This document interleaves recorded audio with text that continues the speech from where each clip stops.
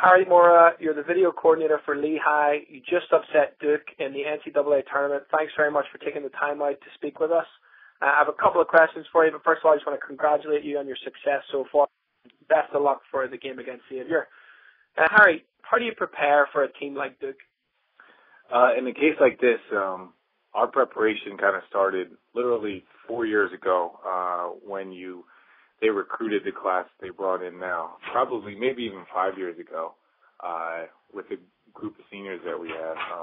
Those guys kind of came in with the expectation to win Patriot League championships, which they did. 3 years ago, they played Kansas in the first round. C.J. McCollum was then a freshman, and, that was his first kind of state opportunity on the national spotlight. But then now it's to the point where C.J. is now a junior. The senior class is obviously been playing in college basketball for 4 years. So the preparation was recruiting 4 years ago. But then, honestly, now in the moment, in preparation the last week, we've been watching film on Duke literally since we found out on Sunday night. As soon as we won the Patriot League championship on Wednesday, we were prepping film and doing all the scouting and all the personnel on all the 12 possible teams. So on Sunday night when we found out that we were going to play Duke, we handed a file off to the assistant and the head coaches, and those guys have been just working for literally, 3 days straight, 4 days straight about trying to figure out, what are the possible ways that we can, play and do well against a team like Duke. And honestly, their legacy and their reputation around the world is unbelievable. We had an opportunity to kind of just play and compete against some guys whose profile is really high. So in terms of preparation, we just tried to figure out how to how to guard all their different types of ball screens that they were going to put us in, all the isolations that they were going to put us in. And then honestly, in a game of that magnitude, one of the hardest things to do is to score points, which Lehigh throughout the year averaged in the high 70s, and we knew against Duke that we weren't going to get up that high. So it kind of came to, us just trying to figure out how to score. So. Excellent. Thanks very much. In a game like this, do you go in with the attitude that you just want to give a good account of yourself?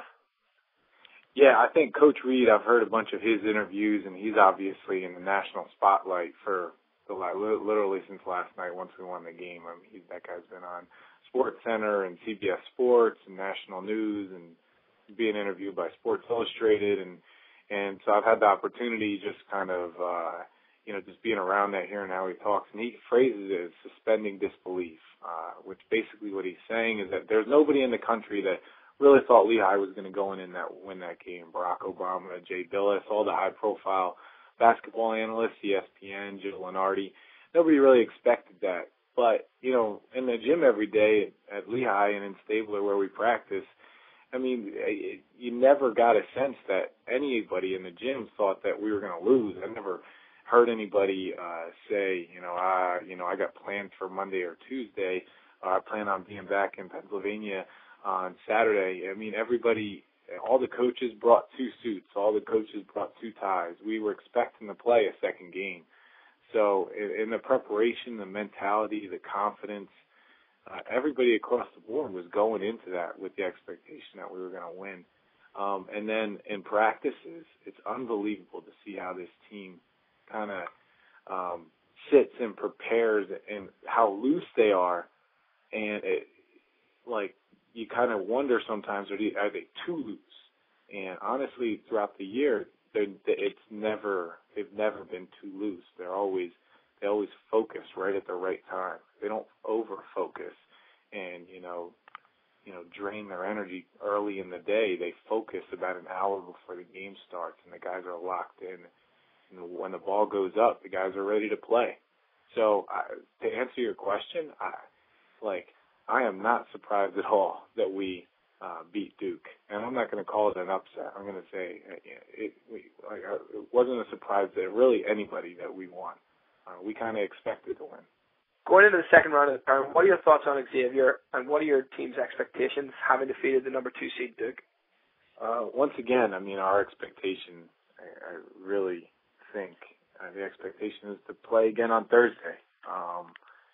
So what that involves is playing Sunday and winning on Sunday.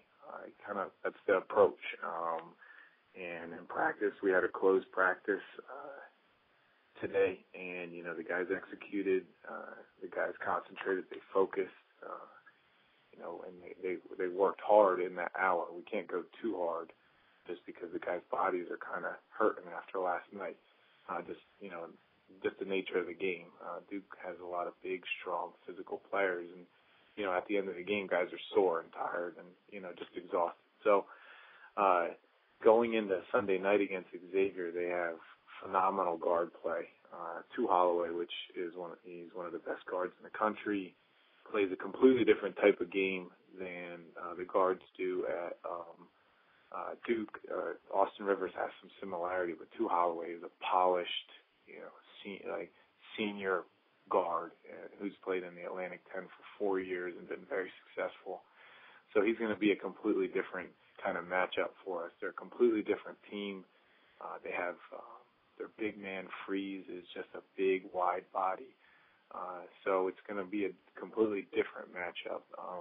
We're going to have to rebound. We're going to have to, help focus on slowing them down. We're going to have to also, once again, similar to Duke, in games of this magnitude, scoring points is huge. Everybody always focuses on defense, which is absolutely necessary. But in a game like this, you have to be able to score. You have to be able to score enough points to win. If that's 55 points or if that's 80 points, you have to score the necessary amount of points.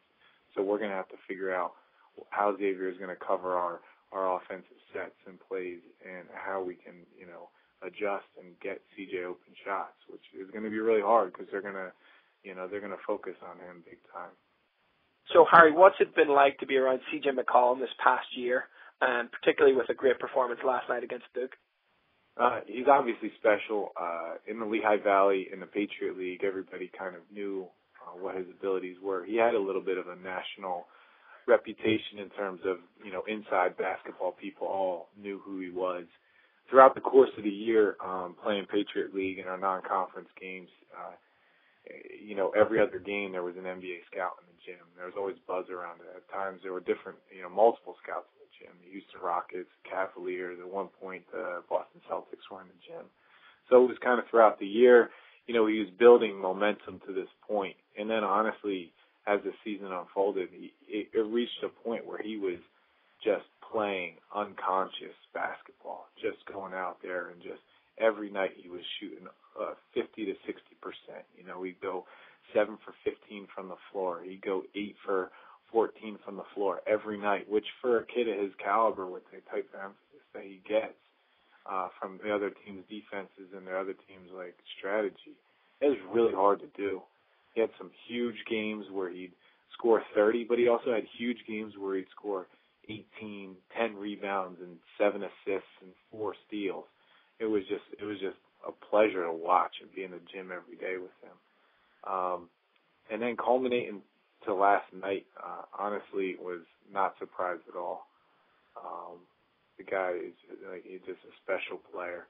And obviously the points that he scored, the shots that he hit, the big plays he made in the second half were unbelievable. But honestly, my favorite part of last night was with, less than 5 seconds left on the clock, Coach Reed turned around and told everybody on the bench that CJ just told him that when the horn sounds and Lehigh wins, that CJ wants everybody to stand up and walk in line and shake every one of the Duke's hand and not act and sprint on the court and jump around and celebrate.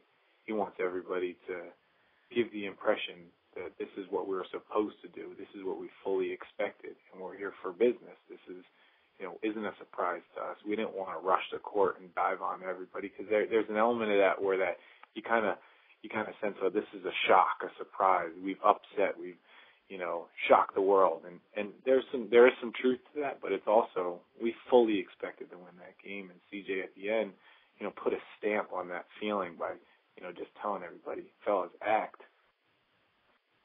It's St. Patrick's Day, Harry. Tell me, are you missing all your friends here in Belfast?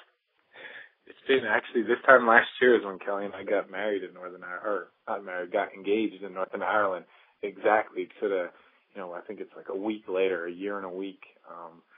So we missed it. A couple of years ago, Kelly and I, when we were starting our friendship before our relationship started, we celebrated St. Patrick's Day in Belfast, and it's one of our favorite memories. And so we got a lot of people there that, especially in the basketball community, that we really miss, and I really miss, and I really wish I could be there with you. But to be honest with you, I'd much rather be here in Greensboro, North Carolina, after playing in the second round and third round now at the NCAA Tournament. So, yeah, it's exciting, for sure. Excellent. Well, listen, Harry, thank you so much for taking the time to speak with us. Best of luck against Xavier. I know you've got a lot of fans and friends over here that'll be rooting for you. I appreciate that, Tony. It's a cool opportunity, and you guys are doing something great for basketball in Northern Ireland with the Courtside Collective. It's much needed, and it's just very valuable.